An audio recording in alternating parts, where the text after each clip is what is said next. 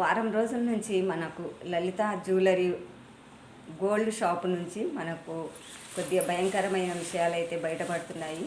నకిలీ అని, గ్యారంటీ లేదని, ఇలా తీసుకున్న వాళ్ళు పాపం ఎంతో బాధపడుతూ ఎంతో కష్టపడి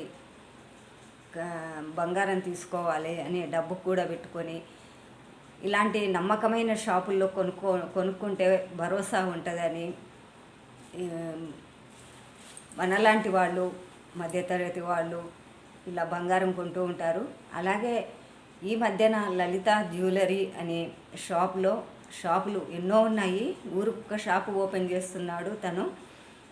కానీ ఈ బంగారంలో ఎంత నమ్మకం ఉంది, ఎంత గ్యారంటీ ఉంది, ఎంత మజూరీ ఉంది, ఎంత తరుగు తీసేస్తున్నారు, ఇవన్నీ మనకు తెలియక మనము రేటు పెట్టి లక్షలు రేటు ఉన్న బంగారాన్ని కొనేస్తున్నాము.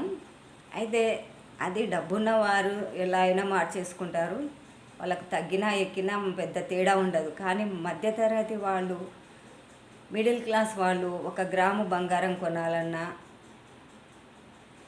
1 తులం బంగారం కొనాలన్నా తూచి అడుగులు వేయాల్సిన పరిస్థితి ఉంది. ఇలాంటి మోసాలు జరిగినప్పుడు షాపుల దగ్గరికి వెళ్ళి లబోదిబోవండి మొర పెట్టుకున్నా కూడా లాభాలు లేకపోతేనే మనకు నమ్మకం అనేది ఎలా కుదురుతుంది?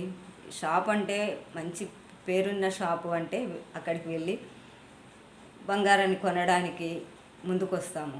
అలాగే పల్లెటూరుల్లో కూడా, ఊర్లలో అవసల వాళ్ళ దగ్గర నమ్మకంగా ఎంతో పూర్వకాలం మనుషుల నుంచి వాళ్ళు నమ్మకంగా వాళ్ళ పిల్లలు ఇలా బంగారం కొట్టు పెట్టుకొని వస్తువులు తయారు చేసి మనకు అందివ్వడంలో కూడా మనం ఎంతో నమ్మకంగా తీసుకుంటూ ఉంటాము.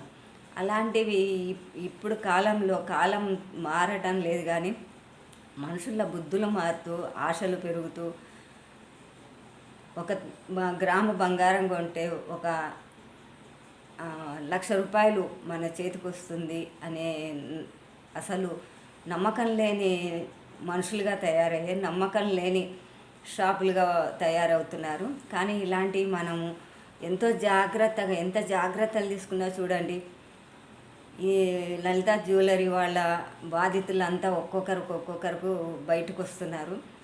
మేము కొన్నాము, మాది కూడా ఇట్లా ఉందా అని చెప్పి షాప్కి వెళ్ళి మొరపెట్టుకుంటున్నారు. కానీ ఎలాగైనా కూడా డబ్బులు ఊరికే రావు కదండి.